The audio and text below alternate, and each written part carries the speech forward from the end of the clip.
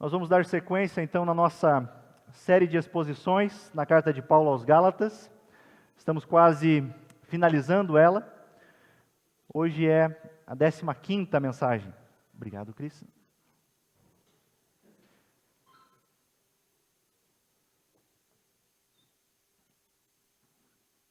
É a 15ª mensagem nesta carta tão riquíssima. E o tema da mensagem de hoje é a verdadeira espiritualidade. Nós faremos a exposição do final do capítulo 5 de Gálatas, versículo 26, até o capítulo 6 e versículo 10. Em seguida nós vamos fazer a leitura. Meus irmãos, durante a história da igreja, ao longo de todos esses anos, nós vimos diversos movimentos surgirem. Entre o 3º e o 4º século, nós temos o surgimento do que é chamado dos padres, ou os pais do deserto. E os padres do deserto eram eremitas, ou seja, o que é isso? Eram indivíduos que escolheram viver uma vida solitária e contemplativa no deserto. Era um povo que decidiu se afastar totalmente da sociedade em busca de uma comunhão mais profunda com Deus. Um dos nomes mais conhecidos deste movimento é Simeão, estilita, não estilista, mas estilita. E por volta do ano 423, esse homem constrói uma coluna no deserto, porque o seu objetivo de vida era viver em solidão, porque ali ele acreditava que teria mais comunhão com Deus. Essa coluna tinha em torno de 2 a 3 metros de altura. Mas segundo alguns historiadores, com o passar do tempo, ele vai aumentando a coluna, ao ponto de chegar até uma coluna de 18 metros. Diz a história que ele passou a receber diversos discípulos que iam se aconselhar com ele, pedir oração a ele. Alguns deles levavam comida a ele. E Simeão, ele explicava que ele era um cristão e que desejava uma comunhão com Deus na solidão, livre das distrações mundanas. Para ele, viver no alto de um poste era a sua maneira de se separar do pecado e se consagrar a Deus. Quem dera se fosse assim, né? Você já pensou? Meus irmãos, por mais estranha que possa parecer, ao olharmos para a história de Simeão, nós com certeza vamos ter algumas perguntas para fazer. E uma delas é: o que significa realmente ser espiritual? O que é espiritualidade cristã? Será que a verdadeira espiritualidade consiste em viver uma vida solitária, longe de tudo e de todos? Nos dias em que vivemos, parece que todo mundo está interessado em espiritualidade, mas ninguém parece concordar sobre o seu significado. A espiritualidade está em alta. Se você abrir a internet, você vai ver cheia de gurus de espiritualidade, dizendo o que você tem ou não para fazer. Mas uma das coisas mais curiosas sobre esse novo fascínio com a vida espiritual é que as pessoas querem se tornar espirituais sem se tornarem religiosas, não no sentido pejorativo da religião. Para elas, a espiritualidade é algo privado, enquanto que a religião é algo público. Portanto, o objetivo deles é você fragmentar a vida. É você viver uma espiritualidade em apenas alguns aspectos, em algumas áreas da sua vida. É como você chegar na segunda-feira no seu trabalho e você dizer assim: até ontem, em tais áreas da minha vida, elas foram convertidas, mas agora no meu trabalho eu não preciso mais disso. Existe essa separação entre secular e sagrado. mas não é uma separação sadia e bíblica, porque o Evangelho nos chama para vivermos um Evangelho que é integral. O que nós fazemos no domingo, nós também fazemos durante a semana. Essa é a verdadeira espiritualidade. Para Simeão, a espiritualidade estava em se isolar no deserto, porque ele achava que ali ele teria distrações do mundo. Para muitos, a verdadeira espiritualidade é se isolar do mundo. É fazer o que eu disse, é dividir o mundo em duas esferas, entre o que eu posso, o que é sagrado, e entre o que é profano, secular. Outros pensam que a espiritualidade está somente em adquirir conhecimento bíblico teológico. Outros dizem que espiritualidade cristã está somente naquilo que é extraordinário. Mas você há de concordar comigo, que se nós olharmos para todas essas propostas, todas elas são centradas em quem? No indivíduo. É o que eu faço, é isso. Todas são centradas no homem. Mas como? Se a verdadeira espiritualidade não fala a respeito somente de mim, mas fala sempre num corpo. A carta aos Gálatas nos mostra uma maneira totalmente diferente de pensarmos sobre a vida espiritual. Vocês lembram que nós ouvimos na semana passada? O apóstolo Paulo falou sobre as obras da carne e o fruto do Espírito. E agora, não é por acaso que Paulo passa do fruto do Espírito, no final do capítulo 5, e ele começa a falar das características de uma verdadeira espiritualidade. Ele começa a falar dos cuidados que se tem na igreja. Ele faz questão de mostrar que a verdadeira espiritualidade não é uma busca individualista por uma realização pessoal, mas a vida espiritual é algo que deve ser compartilhada. Como escreveu um teólogo, Philip Ryken, ele diz: a espiritualidade cristã é menos parecida com uma árvore frutífera escondida em algum lugar de um jardim secreto e mais semelhante, mais parecida a uma árvore que cresce em um parque público, onde todos desfrutam dos seus frutos.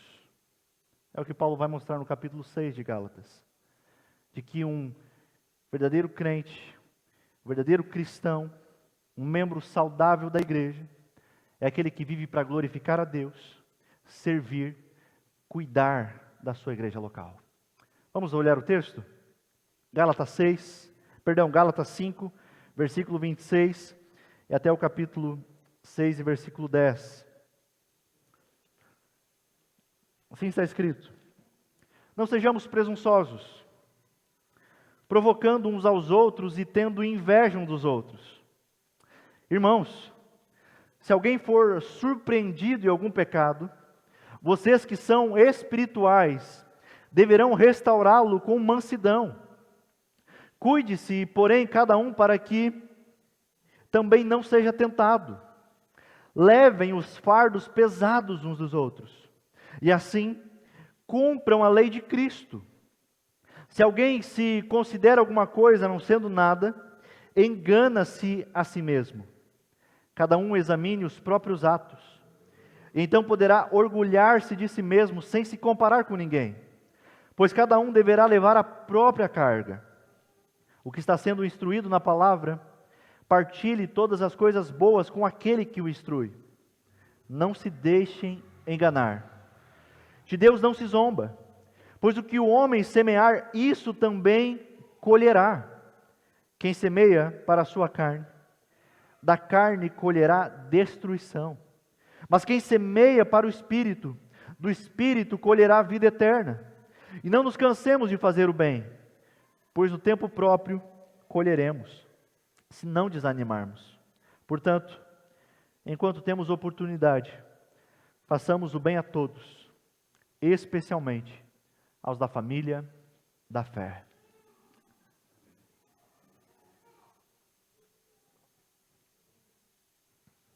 Meus irmãos, nessa noite eu gostaria de fazer um pouquinho diferente. Eu gostaria de dividir o sermão em 5 pontos, mas eu prometo que eu vou ser breve. Amém? Primeiro ponto que nós vemos, primeira característica, nós vemos do versículo 26 e o versículo 1, onde Paulo fala sobre uma restauração com mansidão. No texto anterior, o apóstolo Paulo fala sobre as obras da carne, como eu disse, fala do fruto do Espírito. E ele disse que os discípulos de Jesus não apenas andam no Espírito, mas eles também vivem no Espírito. E a primeira coisa prática dessa vida no Espírito é: não cedam os desejos da carne. Versículo 26, Paulo diz: não sejam presunçosos, não provoquem uns aos outros, tendo inveja uns dos outros. Por que o apóstolo Paulo faz isso? Porque ele está fazendo a ligação, dizendo que isso é parte das obras da carne. Isso não tem a ver com o fruto do Espírito. Então nós iniciamos o capítulo 6, e o apóstolo Paulo de imediato dá essa característica de uma verdadeira espiritualidade. Qual é? Restaurar uns aos outros do pecado. Diz Paulo, versículo 1, irmãos, se alguém for surpreendido em algum pecado, vocês que são espirituais devem restaurá-lo com mansidão. Cuide-se, porém, cada um, para que também não seja tentado. Ser espiritual significa restaurar uns aos outros do pecado. É por isso que o cristão ele precisa de uma família da fé para cuidar da sua saúde espiritual. Às vezes alguém da família pode ser surpreendido em algum pecado, como diz Paulo. Pois como nós vimos, nós estamos numa luta de carne e espírito. E há momentos em que a nossa natureza pecaminosa nos tira do ritmo. E um passo em falso nos impede de andar no Espírito. Não é assim muitas vezes? Sejamos sinceros. Não tem nenhum super crente aqui. Nós não somos super crentes. Porque há uma batalha. E volta e meia nós caímos. Volta e meia nós erramos, não é mesmo? O que Paulo está mostrando aqui há uma possibilidade real do cristão cair em pecado. Mas é interessante que Paulo diz que se alguém for surpreendido, sabe o que é isso? O pecado não é algo habitual na vida do cristão. O pecado não é o que o define, não é a maneira como o cristão vive. Mas o pecado na vida do cristão é um acidente de percurso. O verdadeiro cristão nunca pecará em paz. Essa é a verdade. Mas quando isso ocorrer, quais devem ser as atitudes tomadas? O que deve ser feito? Paulo responde: vocês que são espirituais deverão restaurá-lo com mansidão. Nessa situação, aquele que caiu precisa que um irmão venha socorrê-lo. Precisa que um irmão venha restaurá-lo. E restaurar não é desprezar o irmão, não é tratá-lo como alguém inferior. Se um membro da igreja se desvia do Evangelho, é a nossa responsabilidade restaurá-lo outra vez ao caminho do Evangelho. Sabe o que é mais interessante?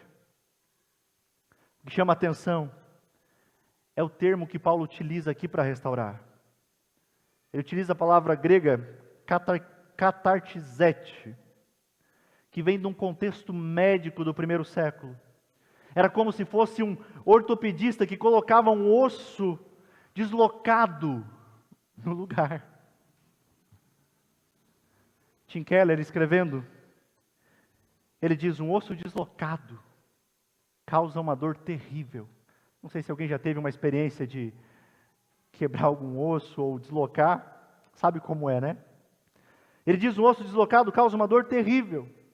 porque ele não está no lugar apropriado, não está em sua relação natural com as outras partes do corpo. E colocar o osso de volta no lugar, inevitavelmente causará dor. Mas é uma dor restauradora.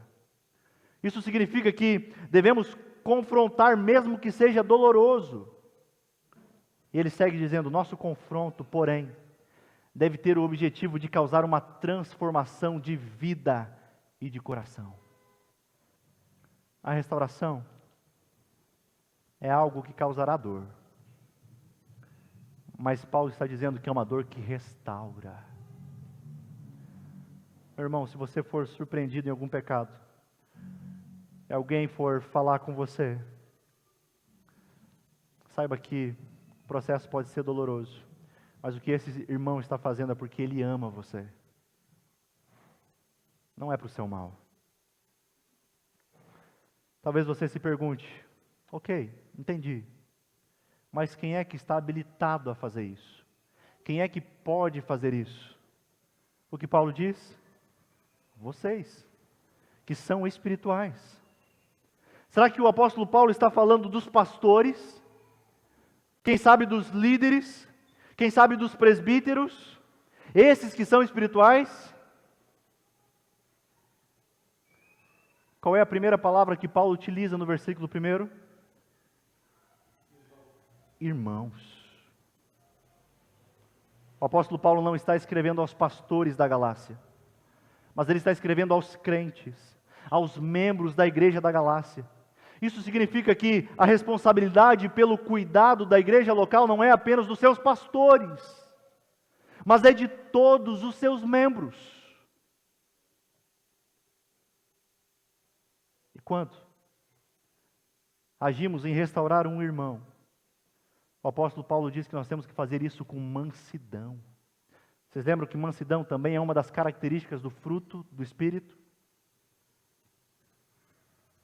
E como deve ser de forma mansa, mas Paulo também diz: façam isso com cuidado, para que vocês não sejam tentados. A ideia, de acordo com o contexto, não é ser tentado pelo pecado daquele que caiu. Mas o que o texto está mostrando é não ser tentado pelo orgulho de pensar algo do tipo: eu jamais faria isso. Eu nunca cometeria esse pecado. É isso que Paulo está dizendo: cuide, para não ser tomado pelo orgulho, só porque o seu pecado é diferente do pecado do seu irmão. Meus irmãos, estamos muitas vezes dominados por um mundo que é individualista. E quando irmãos caem, muitas vezes nós temos medo de procurar restaurá-lo. Pois nós pensamos o quê? Eu é que não vou me meter na vida do irmão. Ou então é problema dele, ele que resolva. Mas essa ideia é a ideia que o mundo faz. É dessa maneira que o mundo age. Mas nós somos uma família. Temos um compromisso um com o outro. Por isso não pressuponha que o seu irmão que não está vindo aos cultos está bem. Vá checar. Não pense que o seu irmão está sempre bem, porque está sorrindo. Ofereça ajuda aos seus irmãos. Segunda característica da verdadeira espiritualidade. Versículo 2, Paulo diz: levem o fardo uns dos outros, e assim cumpram a lei de Cristo. A outra característica da verdadeira espiritualidade é que os irmãos, os que foram unidos a Cristo, o que eles fazem? Levam as cargas uns dos outros. Martinho Lutero escreveu que esse trabalho requer ombros fortes, requer ossos poderosos, porque essa outra característica é diferente da que nós vemos no versículo 1, de restaurar. É diferente de consertar um osso quebrado, um osso fora do lugar. Essa característica envolve carregar a maca. Está claro?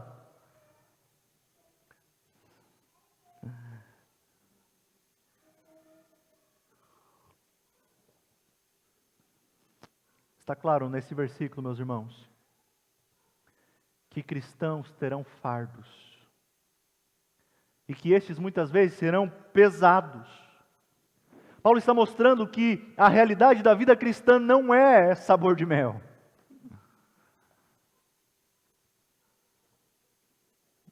Mas a realidade é que cristãos enfrentam fardos. E quem sabe há irmãos aqui que estão tentando carregar fardos pesados. Quem sabe você que chegou aqui está carregando fardos difíceis, pesados. Quem sabe seja a tristeza, quem sabe seja a preocupação, a dúvida, o fracasso, uma crise financeira. Quem sabe seja a solidão, a doença, a depressão. Ou um outro fardo pesado. São fardos em que, na maioria das vezes, nós somos incapazes de lidar com eles sozinhos. Meus irmãos, é claro que, em certo sentido, Deus carrega os nossos fardos para nós.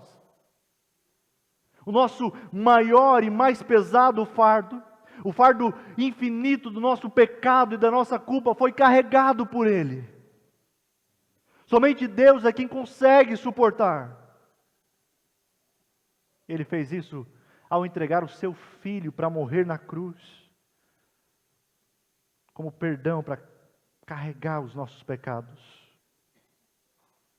Se Deus já carregou o nosso maior fardo na cruz, então, pode ter certeza que Ele dá conta de fardos que são mais leves. Contudo, meus irmãos, o fato de que Deus carrega os nossos fardos não significa que Ele é o único com quem nós devemos compartilhá-los. Com frequência, Deus alivia o nosso fardo ao fazer com que irmãos, ao fazer com que cristãos carreguem um pouco. É isso que Paulo está dizendo. Queremos que Deus alivie, leve os nossos fardos, mas Ele está mostrando aqui: o seu irmão vai ajudar você a carregar os seus fardos. Estamos, quem sabe, desanimados na vida cristã. Pode ser porque estamos tentando carregar os nossos fardos sozinhos. Mas a ordem desse versículo é: os membros da Igreja de Cristo devem carregar os fardos uns dos outros. Por que devemos fazer isso?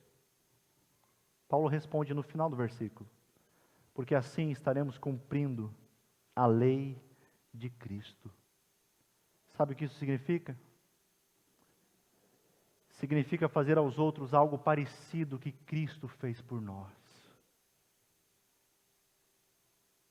Ele está dizendo vivam à luz daquilo que vocês receberam. Cristo carregou um fardo mais pesado de todos. Agora sirvam carregando o fardo uns dos outros. Mas porque nem todo mundo leva a sério essa ordem do apóstolo Paulo? Ele responde no versículo 3, dizendo: se alguém se considera alguma coisa, não sendo nada, engana-se a si mesmo. O que Paulo está mostrando um dos maiores obstáculos para suportarmos, para levarmos a carga uns dos outros, é o orgulho. Porque se eu me considero superior ao meu irmão, isso vai me impedir de me curvar para ajudá-lo. O orgulho faz com que a gente olhe para os outros e pense: eu jamais estaria nessa situação. Eu jamais faria isso. Versículos 4 e 5. Para nós que pensamos assim muitas vezes, Paulo diz: cada um examine os próprios atos, E então poderá orgulhar-se de si mesmo, sem se comparar com ninguém, pois cada um deverá levar a própria carga. Basicamente o que Paulo está dizendo é: não se compare com o seu próximo, não se compare com o seu irmão, mas ao invés disso, se avalie diante de Deus. Ele está dizendo: o seu padrão não é o seu irmão, o seu padrão é a palavra de Deus revelada, é Cristo. Ao fazer isso, sejamos sinceros, será que ainda há lugar para o orgulho? Quando nós nos comparamos com quem deveríamos ser, será que há espaço para nos orgulharmos?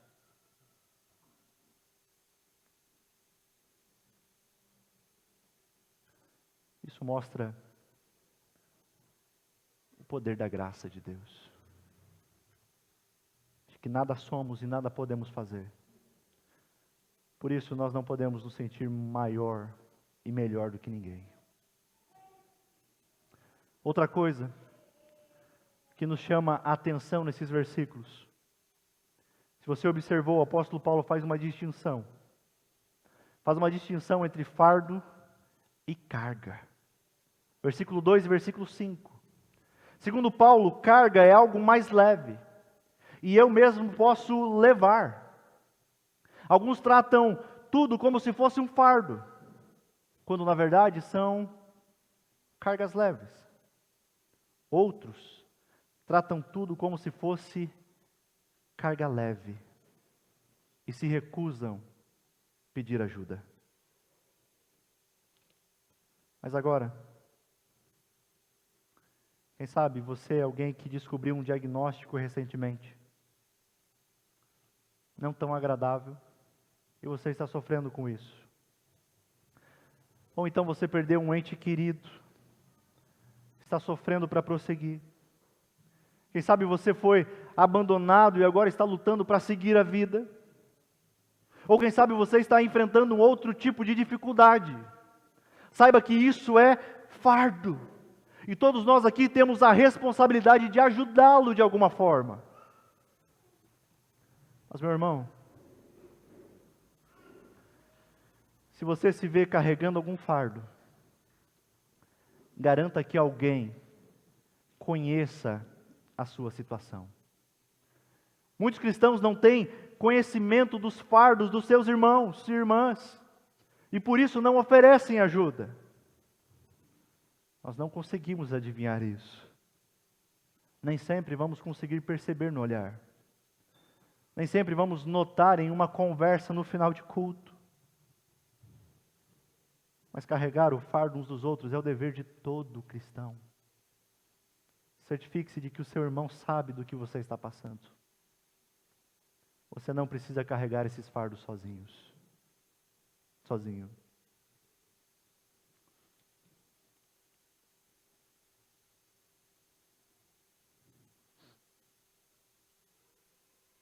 Terceiro ponto que Paulo nos mostra aqui é compartilhando generosamente. Está sem o relógio ali, deixa eu só ver aqui. Outra característica da verdadeira espiritualidade está no compartilhar de forma generosa.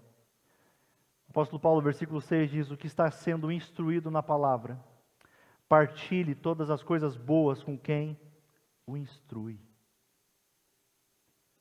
Uma característica que pessoas espirituais fazem é compartilhar generosamente.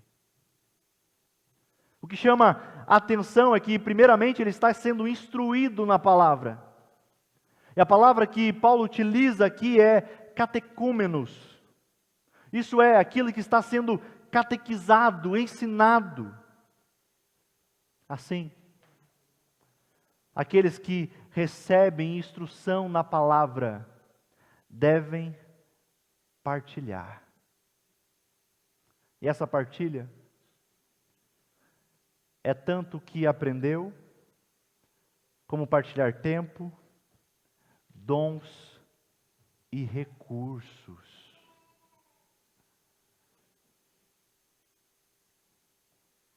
É isso que Paulo está dizendo.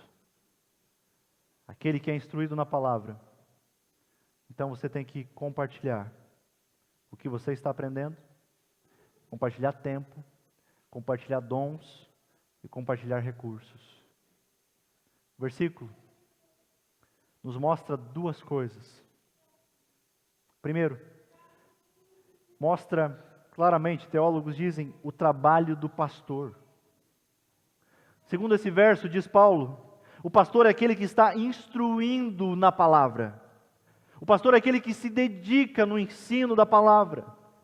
Aqui nós temos a descrição do trabalho do pastor.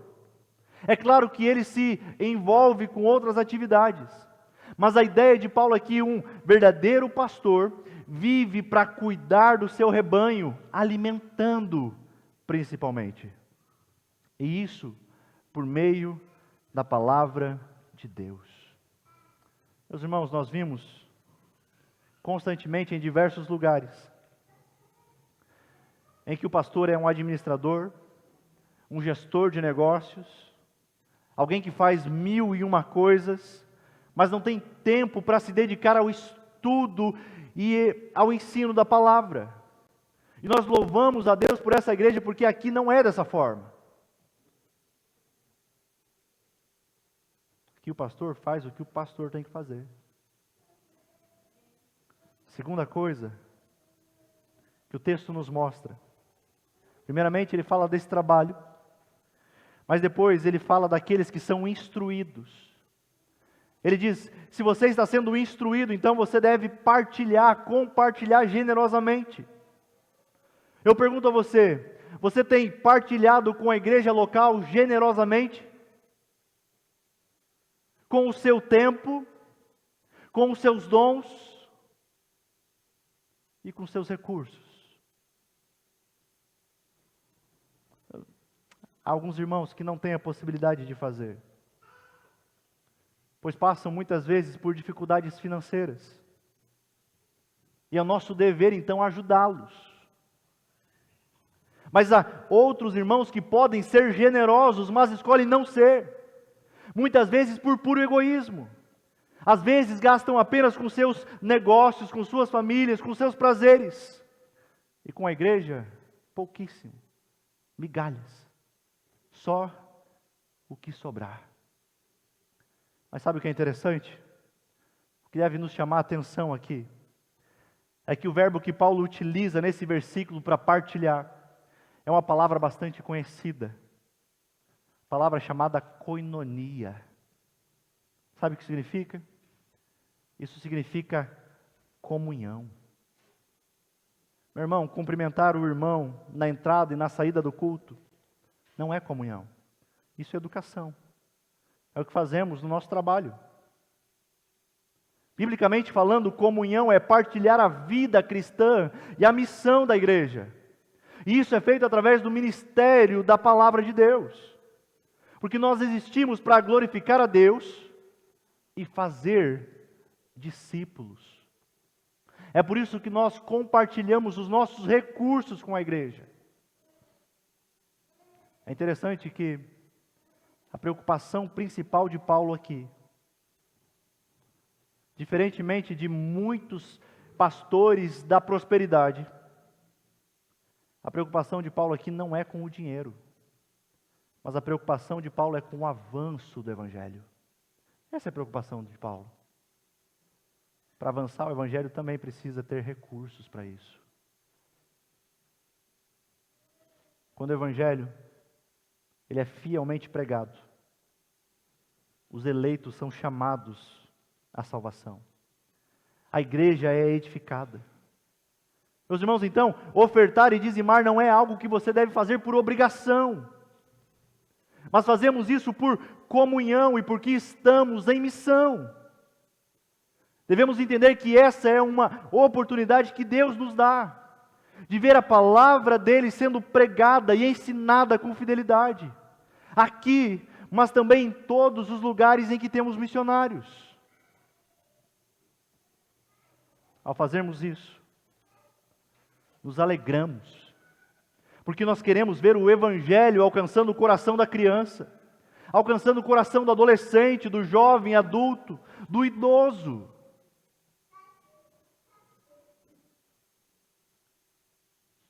Não pode ser um peso para você isso.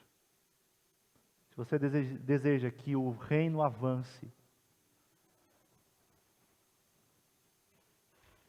se você entende de fato a missão de glorificar a Deus e servir, de fazer discípulos, uma das marcas da verdadeira espiritualidade é então ter o coração generoso. Quarto ponto que Paulo nos mostra sobre uma característica da verdadeira espiritualidade é a santidade pessoal. Versículos 7 e 8. Ele diz: não se deixe enganar. De Deus não se zomba. Pois o que o homem semear, isso também colherá. Quem semeia para a sua carne, da carne colherá destruição. Mas quem semeia para o Espírito, do Espírito colherá a vida eterna. Uma outra característica da verdadeira espiritualidade cristã é que o discípulo de Jesus é marcado pela santidade pessoal.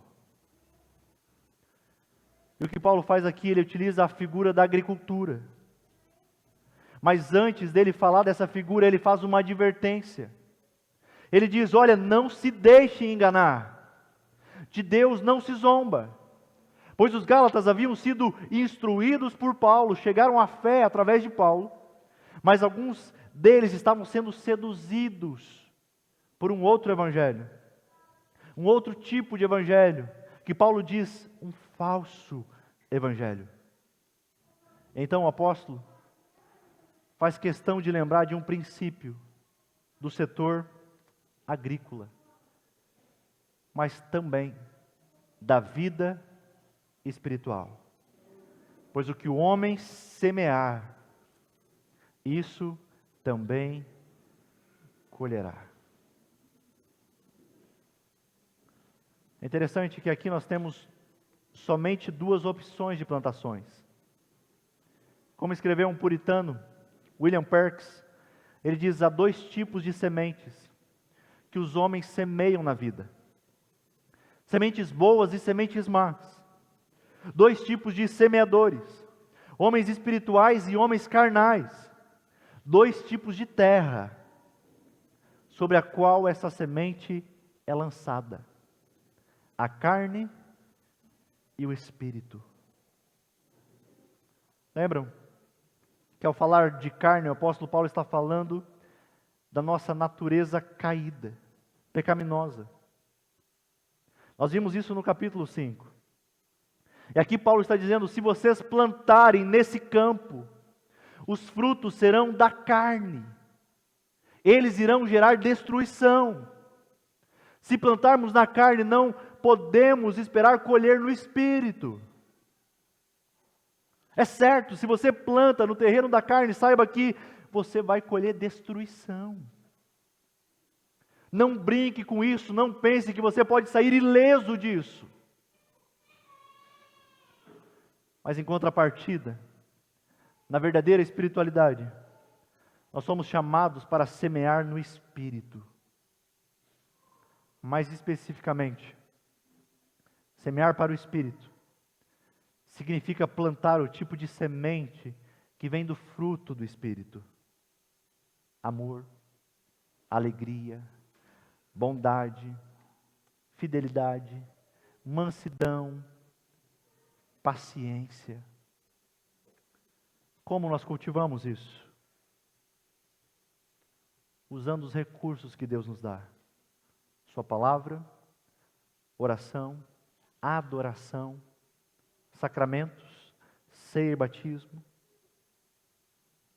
Meus irmãos, semear para o Espírito significa viver para agradar a Deus. E aqueles que semeiam para agradar o Espírito, diz Paulo, já começam a colher as suas recompensas.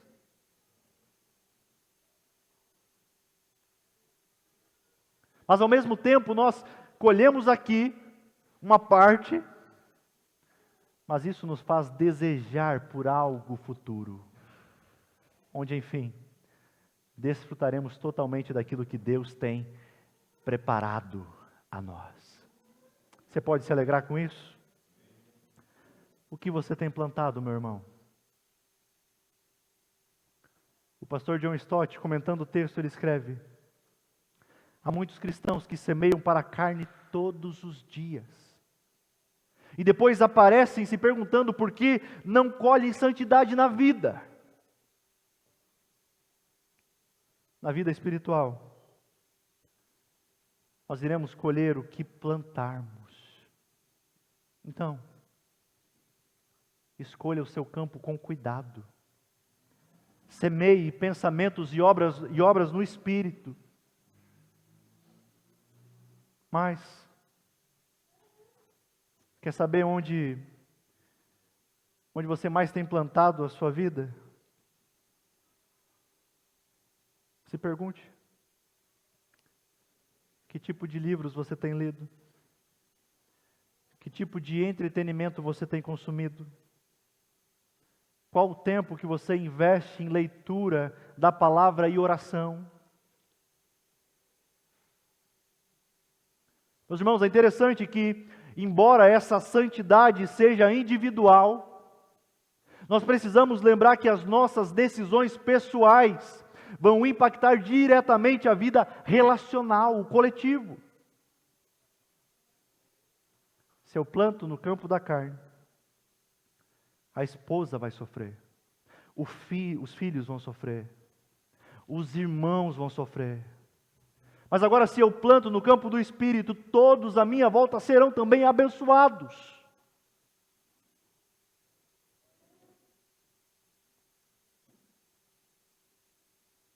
Não pense que, se no seu serviço você plantar amor, o máximo que pode acontecer é você receber o quê? Ingratidão. Mas agora experimenta plantar uma obra da carne.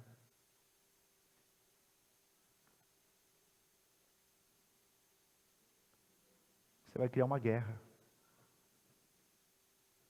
Se você planta no Espírito, as pessoas que estão ao seu redor também serão abençoadas. As pessoas que estão ao seu redor também desfrutarão disso. Quinto ponto, quinta característica que Paulo fala. Ele fala de uma bondade que é prática. Versículos 9 e 10, ele diz: e não cansemos de fazer o bem, pois no tempo próprio nós colheremos, se não desanimarmos. Portanto, enquanto temos oportunidade, façamos o bem a todos, especialmente aos da família da fé.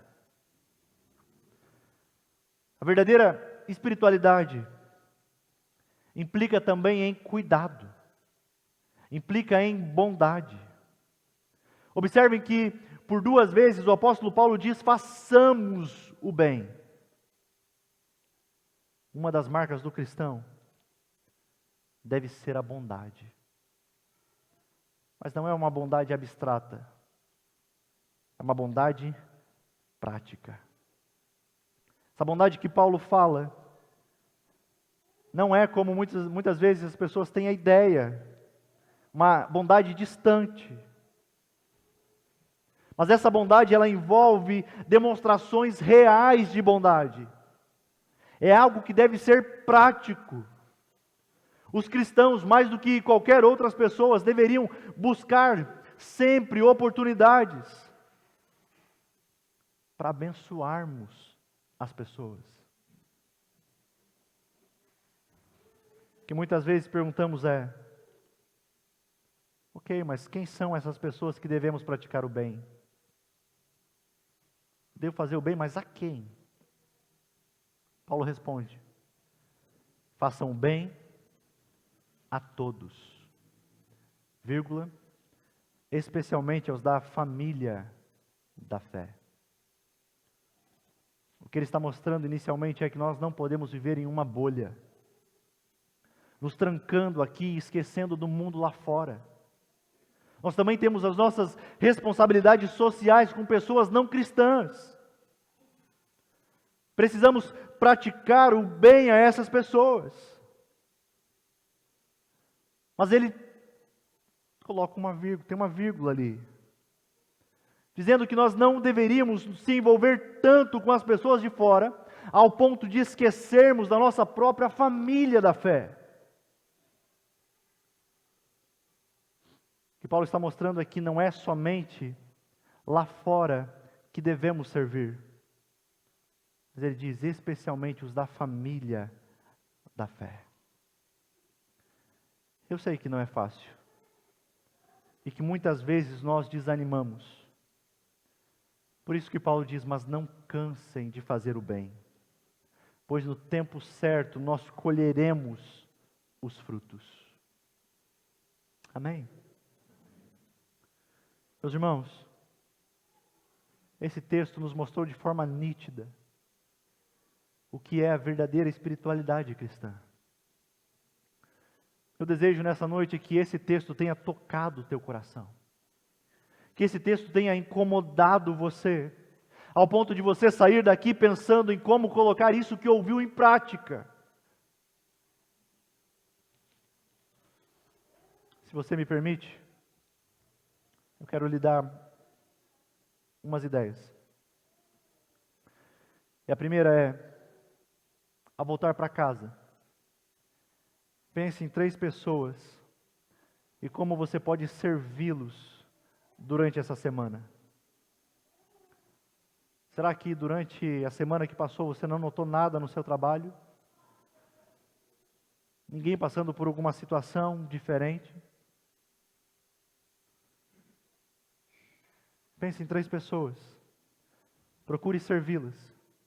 Quer seja ouvindo, carregando os fardos, partilhando de recursos, fazendo o bem. Busque essa semana oportunidades de fazer bem aos outros. Pense também na sua família da fé. Ore por eles. Planeje, quem sabe, uma visita a um irmão, uma ligação, uma oração. Por que fazemos isso? Meus irmãos, quando olhamos para a cruz mostra que o amor cristão implica em um amor que resulta em ações. Jesus não apenas disse que nos ama, mas Ele demonstrou o seu amor se entregando por nós. Paulo diz, sejam meus imitadores, porque eu sou imitador de Cristo. O que devemos fazer? Imitar o que Cristo fez, servindo uns aos outros. Essa é a verdadeira espiritualidade. Finalizando, um pastor escrevendo o livro falando sobre igreja, e ele teve uma conversa com uma irmã no final de culto. E a irmã chegou para ele e disse, olha pastor, eu gosto muito de estar aqui, mas nós precisamos cada vez mais do extraordinário. O pastor olhou para ela e disse, tá bem minha irmã, você tem razão. Mas você está vendo aquela mulher lá no fundo sentada, com 3 crianças? Ela foi abandonada pelo marido e agora ela precisa de ajuda para suprir as suas necessidades. Se você a levasse para casa por uns 3 meses até ela estar melhor da sua situação, eu julgaria isso como algo extraordinário. Sabe o que é isso? Nós devemos sim buscar o extraordinário, mas nós não podemos também esquecer das coisas simples, que está no serviço, no amor um com os outros. Busque mais do Senhor. Busque, claro. Aprenda dele, desfrute, tenha tempos com ele. Ouça o que ele quer falar, mas não esqueça das realidades comuns que nós temos na vida da igreja, na vida dos irmãos. Dessa forma, nós estaremos cumprindo a lei de Cristo. Amém, meus irmãos? Amém. Vamos orar?